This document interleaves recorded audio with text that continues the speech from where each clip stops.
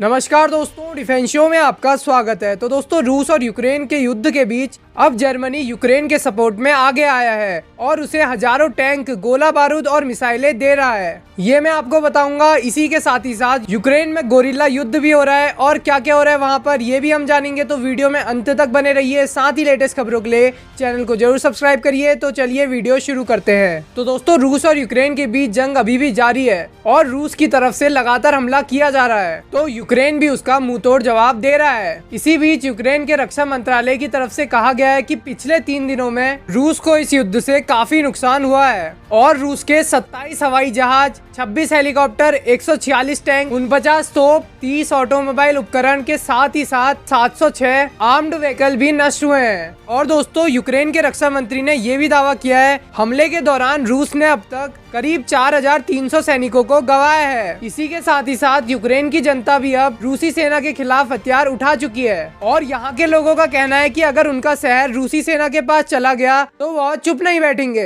भले ही यूक्रेन की आर्मी उनकी रक्षा के लिए तैनात है, इसके बावजूद भी अगर खतरा बढ़ता है तो शहर के हर घर की खिड़की से फायरिंग होगी। लिहाजा अब ये साफ हो चुका है कि यूक्रेन में गोरिल्ला वॉर की तैयारी हो चुकी है और रूसी सेना को जवाब देने के लिए यहाँ के लोगों ने अपनी कमर कसना शुरू कर दिया है। जी हाँ दोस्तों, आम लोगों का इस युद्ध में भाग लेना जाहिर है क्योंकि रूस के मुकाबले यूक्रेन काफी छोटा देश है और सेना भी रूस के मुकाबले कम है और जब तक यहाँ पर यूनिटी बनाकर युद्ध नहीं लड़ा जाएगा तब तक यूक्रेन जीत नहीं सकता। तो दोस्तों, इसी के साथ ही साथ कल मैंने आपको बताया था कि एक रिपोर्ट निकल के सामने आई है जिसमें बताया जा रहा है कि रूस के राष्ट्रपति और यूक्रेन के राष्ट्रपति इस युद्ध को रोकने के लिए बेलारूस में बातचीत करने वाले थे, लेकिन दोस्तों अब यूक्रेन के राष्ट्रपति ने बातचीत करने से साफ मना कर दिया है और कह रहे हैं कि जब तक हमें जान है तब तक हम अपने देश की रक्षा करेंगे और अंत तक रूस को कड़ी टक्कर देंगे और साथ ही हम ये युद्ध भी जीतेंगे। तो दोस्तों, इसी के साथ ही साथ जर्मनी ने भी एक बड़ा ऐलान किया है और इस ऐलान के बाद जर्मनी यूक्रेन के सपोर्ट में खुलकर सामने आया है और उसने कहा है कि अभी हम यूक्रेन के लिए 1000 anti tank guided missile, 500 surface to air stinger missile भेज रहे हैं और जर्मनी ने कहा है कि जरूरत पड़ने पर हम और भी मिसाइलें और टैंक यूक्रेन की सहायता के लिए भेजेंगे।